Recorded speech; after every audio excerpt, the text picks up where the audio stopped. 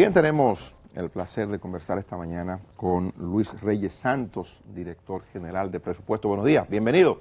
Buenos días a ustedes, buenos días a los amigos televidentes. Don Luis, cuéntenos, ¿no habrá dificultad alguna ya para conocer el último trámite, la última etapa del proyecto de presupuesto complementario que se presentó al Congreso y que ya aprobó el Senado?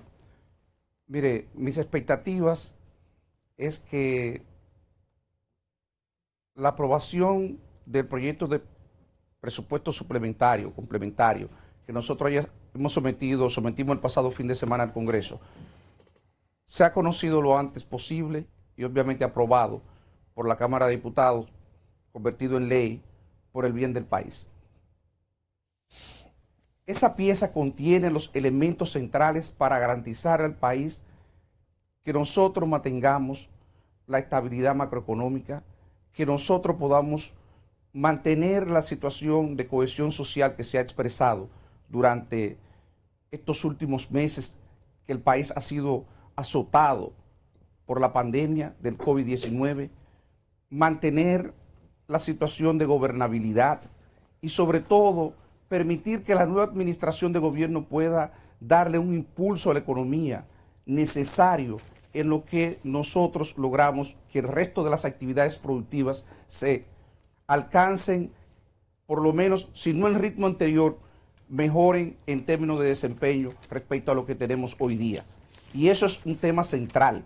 Y yo invito la atención de la ciudadanía, la atención de los diputados, de que la pieza que nosotros hemos presentado, más que beneficiar al gobierno, que ya lo que le quedan son unos pocos días, lo que va a beneficiar es al país y a la próxima administración, porque le va a dejar una situación mucho más ordenada en términos financieros y sobre todo va a dejar una economía por mucho más sólida desde el punto de vista de relanzamiento. Tomando en cuenta eso, Luis, ¿cómo se maneja, digamos, esta administración está para terminar el 16 de agosto del presente año? Le va a quedar unos meses a la administración que asuma a partir del 16 de agosto, pero tendrá que manejarse con el presupuesto vigente, con el presupuesto suplementario, complementario que habrá de aprobarse en las cámaras.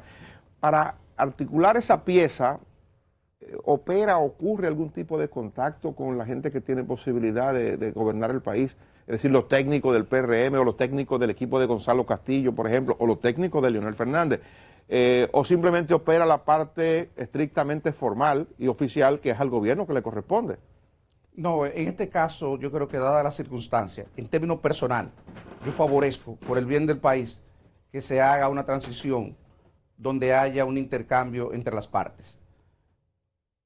No sé exactamente cómo se hará, pero en términos profesional y en términos personal, yo favorezco eso. Y digo lo siguiente, hay una experiencia, en el año 2003-2004, a raíz de la crisis de Baninter y con el ascenso al gobierno del presidente Leonel Fernández, hubo una experiencia interesante de intercambio, incluso que vivió el propio Partido de la Liberación Dominicana, que fue quien lo solicitó.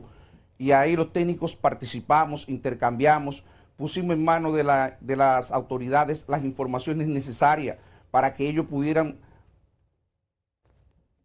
disminuir el tiempo para que ellos pudieran conocer los grandes problemas, los grandes desafíos que nosotros enfrentamos. Pero eso fue ya para la transición. Para la transición. Yo me refiero en la articulación de este proyecto de presupuesto complementario. No, déjeme decirle algo. Y esto es un tema, qué bueno que me tocara esto, porque uno de los grandes desafíos que plantea la formulación de esta pieza, que ha planteado es el tema relativo a cuál es el alcance que debe de tener una pieza como la que nosotros hemos presentado al Congreso, dada la situación de que nosotros tenemos un gobierno que termina el 16 de agosto y que por tanto nosotros no deberíamos de interferir con las decisiones que vaya a adoptar la próxima administración. Obviamente, por otro lado, también debemos de pensar que esa pieza debe de darle el tiempo mínimo necesario para que esa administración pueda entender la magnitud de los problemas que enfrenta y poder adoptar las decisiones. Entonces, uno de los problemas más complejos a la hora de diseñar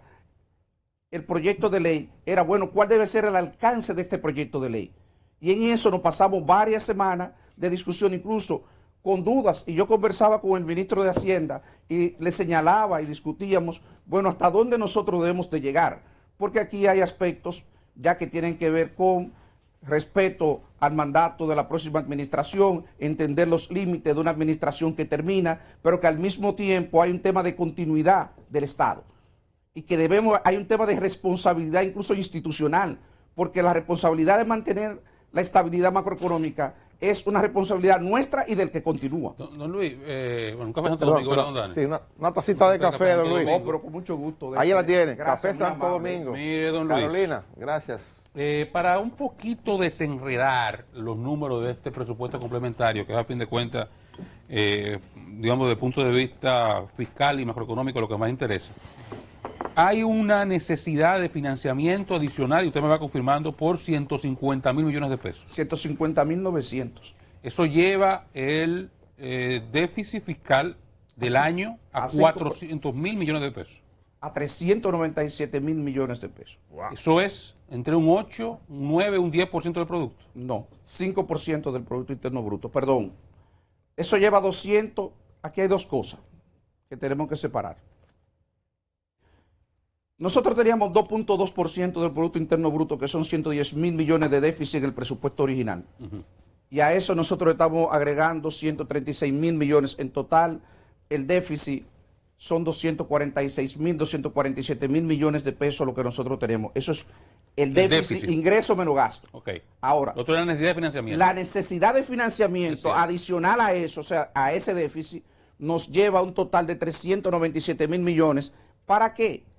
Para nosotros poder servir la deuda, pagar la deuda, y eso obviamente no incrementa los pasivos que nosotros tenemos como gobierno, pero sí es una necesidad importante desde el punto de vista de mantener la estabilidad macroeconómica, porque nos reclama divisa, nos reclama dólares que nosotros no estamos generando en este momento, y que por tanto es central, obviamente, que entendamos la importancia de aprobar el presupuesto, no para nosotros, que al final nosotros podemos sobrevivir, estoy hablando nosotros como administración, porque el Banco Central tiene reservas suficientes para asegurar los días que a nosotros nos quedan en el poder. El tema central tiene que verlo, yo meto a futuro, inmediato, la próxima administración, y por eso yo he querido venir aquí hoy día para nosotros hablarle a la ciudadanía, hablarle a los diputados, hablarle a ustedes y explicarle la trascendencia, la importancia de que nos aprueben cuanto antes este proyecto de ley.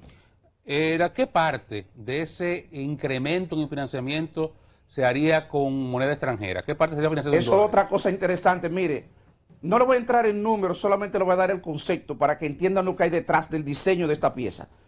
En una situación donde la economía no está produciendo divisas, pero por otro lado nosotros necesitamos impulsar el nivel de actividad económica localmente, porque claramente nosotros, la demanda externa, es algo exógeno que nosotros no controlamos. Si nosotros queremos disminuir el nivel de desempleo que nosotros tenemos en este momento, tenemos que estimular la demanda interna.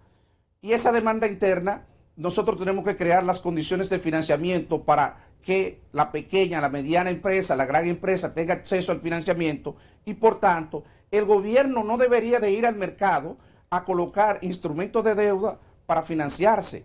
Debería dejar esa liquidez a disposición del sector privado, y nosotros deberíamos ir a los mercados externos para traer esa liquidez que la economía no está generando, pero que al mismo tiempo va a propiciar, va a facilitar que se dé ese proceso de relanzamiento de la economía al que todos aspiramos. Por eso es central entender esto, lo que hay detrás de eso. Parece trivial, son temas que no se han discutido, no hemos tenido la oportunidad de venir a los medios de comunicación a explicar lo que hay detrás de esto, pero en realidad el proyecto de ley urge su conocimiento, urge su aprobación, porque en él está contenido en buena medida muchos aspectos que serán fundamentales para la salud económica del país en los próximos años. Por ejemplo, si bajamos de esa parte tan, digamos, macro, dimensionada integralmente, y nos vamos a la parte más vernácula, el elemento local, elecciones, partidos políticos, ¿qué hay detrás de este presupuesto y la necesidad de su aprobación para el financiamiento de los partidos políticos y la realización de las elecciones? Esa era mi pregunta, mírenme, don Luis, relacionada con las elecciones, exactamente para saber qué implicaciones tiene esto con el 5 de julio. Mire, el 5 de julio está resuelto. Independientemente de la aprobación Independientemente, el 5 de julio está resuelto porque el 5 de julio es, por una parte, estoy hablando desde el punto de vista de los procesos relacionados con la Junta Central Electoral. Porque en el ¿Y con los partidos políticos? No. Con los partidos políticos hay 1.000 millones de pesos que están contemplados en este proyecto de ley que para su desembolso pues lo van a aprobar. es necesario porque no hay de dónde, no hay otra manera. Y piensen en lo siguiente. Es el cañoncito. Aquí hay aspectos, no un cañón. Con razón, escúcheme, con razón yo lo veo a usted tan tranquilo. No, mil no. para los partidos. Déjeme decirle algo. No, lo que le nosotros toca estamos igual tranquilos por lo siguiente. Miren, No, y por ejemplo, usted decidió algo y quiero, digamos, hacer un ejercicio de responsabilidad, señalar que independientemente usted ha hecho un señalamiento que es verdad. Usted está siendo responsable, ustedes resuelven lo que le queda de gobierno con lo que hay. nosotros resolvemos y le damos garantía a la ciudadanía que lo que resta de esta administración de gobierno nosotros lo tenemos bajo control. Nosotros estamos actuando con el mismo sentido de responsabilidad que hemos actuado durante los 8 años anteriores. Pero no deja de tener el cañoncito a la Junta, a los partidos más Pero bien. perdóneme, pero hay un hecho circunstancial que ocurrió, que fue en las elecciones fallidas, que provocaron que los partidos tuvieran que incurrir en gasto no previsto y que ellos hayan solicitado al Poder Ejecutivo la ayuda en términos financieros. ¿De dónde lo puede aportar el gobierno si no lo aprueba el Congreso? Pero ustedes no están, digamos, para recapitular, porque creo que lo cortamos cuando lo estaba señalando. Si no se aprueba el presupuesto, no hay financiamiento para los partidos Es que políticos no puede adicional. haber, es que no puede haber, es por lo siguiente, yo quiero que me den la oportunidad ¿Cómo no? de explicar esto. Recordemos que la Constitución de la República establece que no pueden movilizarse recursos de un capítulo a otro sin la aprobación congresual. O sea, es un tema legal, constitucional que hay ahí. Es correcto. Entonces, el gobierno podría cortarlo de una partida, pero no puede transferírselo legalmente si no tiene la aprobación del Congreso. Entonces, por eso era que quería hacer la precisión desde el inicio. No es que hay un cañoncito, Licenciado. es que todas esas, perdónenme, Luis, perdón, es que el cañón es obligatorio, no depende Sí, del es gobierno. obligatorio. Es de ley, de la es Constitución. de leyes, de la Constitución. Aunque el Ahora, cañón sea de ley, hay cañoncitos. Licenciado, en esa partida está contemplado los costos de una eventual segunda vuelta. 1.500 millones adicionales que hay ahí, incluso también, si ustedes toman el texto de la exposición de motivos del presidente de la República al Congreso, en uno de los párrafos hace referencia a los 1.570 y tantos millones que ya nosotros lo utilizamos porque eso estaba contemplado en el presupuesto. Lo que pasa es que lo utilizamos para el proceso que se llevó a cabo el 15 de marzo. Lo tomamos del presupuesto de la Junta Central Electoral y ahora, si hay segunda vuelta, harían falta esos recursos y hay que reponerlo. Y eso es otro elemento también constitucional que el gobierno no puede disponer de manera unilateral que va a transferir esos recursos si no cuenta con la anuencia del Congreso. El caso de la Cámara de Diputados, la situación es de que, digamos, a partir de lo que ustedes conocen, ¿se va a conocer, se va a aprobar? Mire, nosotros la posición que tenemos es una posición optimista, porque en sentido general hasta ahora la muestra que ha dado los partidos de oposición es que en situaciones como esta, yo creo que eso ha sido un gran logro que ha tenido el país. Nosotros nunca, a diferencia de como ocurre en otros países, hemos tenido dificultades para generar las concertaciones mínimas que nos permitan la aprobación de proyectos de leyes tan trascendentes como este. Al final lo que nos estamos jugando, no nosotros, vuelvo y repito, para el país, es la estabilidad a corto plazo.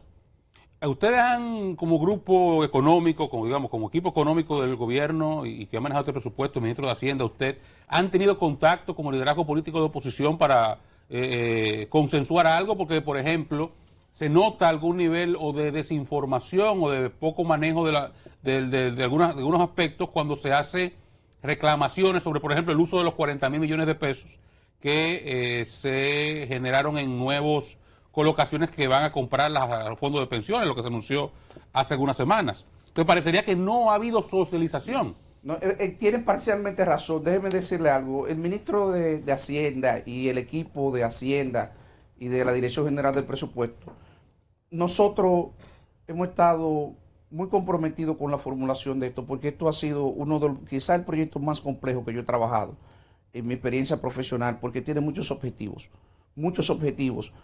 y prácticamente desde que me paré de la cama el 25 de abril hasta el viernes solamente estuve trabajando en la formulación de este proyecto de presupuesto. Sí ha habido cierto consenso porque los economistas tenemos nuestros grupos de trabajo, tenemos nuestras peñas y ahí hay mucho intercambio de información y yo le aseguro que la mayoría de los economistas manejan las líneas generales de lo que se formula ahí.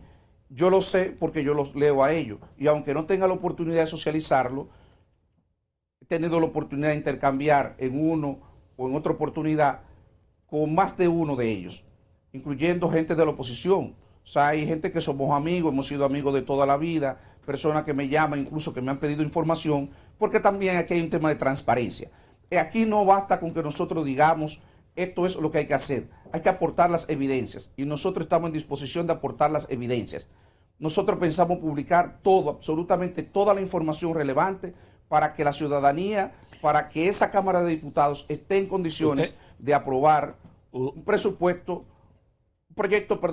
de modificación presupuestaria con toda la información relevante. Perdón, Oscar. En esta línea, Sí, no. ¿qué sentido tiene que ustedes actúen con tal nivel de responsabilidad, porque lo están haciendo, pensando en que van a entregar, y no socialicen esto con los que van a recibir?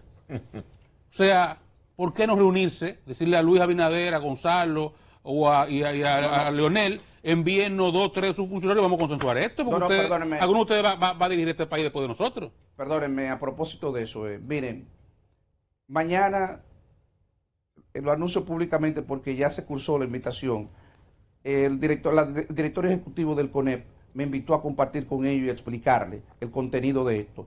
Y normalmente nosotros vamos al Congreso, nosotros vamos a la Cámara de Diputados, y ahí incluso los señores diputados tienen asesores de los partidos de oposición y se da una discusión bastante profunda. Pero si hay que ir a otro escenario, no le quepa la menor duda que nosotros iremos a ese escenario. Nosotros no hemos tenido tiempo para poder socializar en los términos necesarios, explicar estas cosas que yo le he estado explicando a ustedes y a la ciudadanía, pero reitero que nosotros estamos abiertos a hacerlo en cualquier momento. Perdón, una observación. Déjeme hacer una precisión. El grueso, ahí hay 2 ideas básicas alrededor de esto, 3 ideas. Primero, una caída en las recaudaciones de 76, 77 mil millones de pesos en términos netos. Son 106 menos unos ingresos extraordinarios que en términos netos son 76, 77 mil millones de pesos. Segundo, nosotros tenemos incrementos de gasto por 99 mil millones de pesos. Pero nosotros nos hemos ocupado de reducir esa necesidad de demanda de gasto y dejarlo exactamente en el nivel de lo que se puede justificar por el efecto del COVID, que son unos 63 mil millones de pesos a la fecha. Entonces tenemos, por una parte, 70 mil, 77 mil, más 63 mil, eso es lo que da los 150 mil millones de pesos que estábamos hablando de déficit. Entonces, a eso le sumamos una necesidad de financiamiento adicional por las razones que ya explicamos. Entonces, eso no tiene... Lo que podemos hablar es el porqué de esto, porque desde el punto de vista de entender la cifra, es razonablemente sencillo. Le quería señalar ahí que el vocero de la Fuerza del Pueblo, Henry Merán, usó una frase popular y dijo, lo esperamos en la bajadita, aduciendo que estaban esperando ese presupuesto de 150 mil y que no había forma de aprobar eso, que se iban a desquitar, casi textual, palabras más, palabras menos. Mire, yo no reparo en ese tipo de cosas. Todos ustedes, y creo que la ciudadanía a lo largo de estos años, ha visto lo que ha sido nuestro ejercicio. Nosotros vamos ya con la fuerza de la razón. Nosotros vamos con las posiciones fundamentadas en la evidencia. En la evidencia, ¿qué vamos a hacer? ¿Vamos a descarrilar el país? ¿Quién va a ser responsable de descarrilar el país? Nosotros no vamos a ser responsables de eso. Nosotros no vamos a ser responsables de eso. Nosotros vamos a seguir actuando con la misma firmeza, con el mismo convencimiento, con el mismo sentido de responsabilidad que lo hemos hecho hasta ahora. Ya eso es una decisión de cada partido, actuar conforme a lo que entienda que debe de actuar. Pero nosotros seguimos confiados, absolutamente confiados, de que nosotros vamos a recibir la aprobación, reitero, no por el bien de esta administración de gobierno, sino por el bien del país. Me llama la atención la proyección de la caída de las recaudaciones. Son aproximadamente un 10%. Más o menos un 10%, porque ahí hay un supuesto, lo voy a explicar por qué. Es un tema que me han preguntado en más de una ocasión y algunos economistas. Recordemos que aquí hay dos componentes. Las recaudaciones en parte se caen primero por la desaceleración económica. El nivel de actividad baja, el ITEVI baja, las ventas caen. La proyección es de crecimiento cero. Por eso, ese es el supuesto que hay de crecimiento cero. ¿Cuál supuesto utilizaron ustedes? Sí, es el que nosotros utilizamos, crecimiento cero. Pero también hubo una situación de diferimiento de pagos del ITEVI, que se presume que eso debería de recuperarse en el último trimestre del año. Entonces, esa recuperación de esos pagos diferidos de impuestos deberían de mitigar la caída en las recaudaciones en el último trimestre y que no sean tan prolongadas como la que nosotros hemos venido registrando hasta el momento. Esa es la razón por la cual llama la atención, porque algunas personas olvidan de que nosotros realmente tenemos medidas que fueron diferidas, que en algún momento deberían de comenzar a ingresar a las arcas del Estado. Bueno, don Luis, ante la observación que hace Oscar de socializar esto con los equipos económicos de los que pueden ser presidentes o que pueden asumir el gobierno, hay que decir que sería con el caso del equipo de Leonel y de Luis Abinader, porque resulta que el equipo de Gonzalo ha publicado en su cuadro de técnicos al ministro de Hacienda, que está dentro del equipo que vendría en una administración de Gonzalo si Gonzalo ganara las elecciones. Es decir, que ese equipo está comprometido con el esquema que ustedes están planteando. Le pregunto, ¿cuál es el nivel de vínculo que tiene usted con los economistas de Leonel Fernández, con los economistas que están al servicio de la candidatura de Abinader? Con todos, incluyendo lo de Gonzalo, porque recuérdense, yo no soy miembro del equipo yo soy, por ejemplo, amigo, seguidor de Gonzalo, pero yo no participo directamente del equipo económico de Gonzalo, pero lo conozco a todos. Igual conozco prácticamente a todos los miembros del equipo del PRM, mi amigo Miki Seara y varios de los otros, Pedro Silverio, Alejandro Fernández y muchos otros de ellos. Prácticamente lo conozco, por lo menos lo más conocido. ¿Y los de Leonel?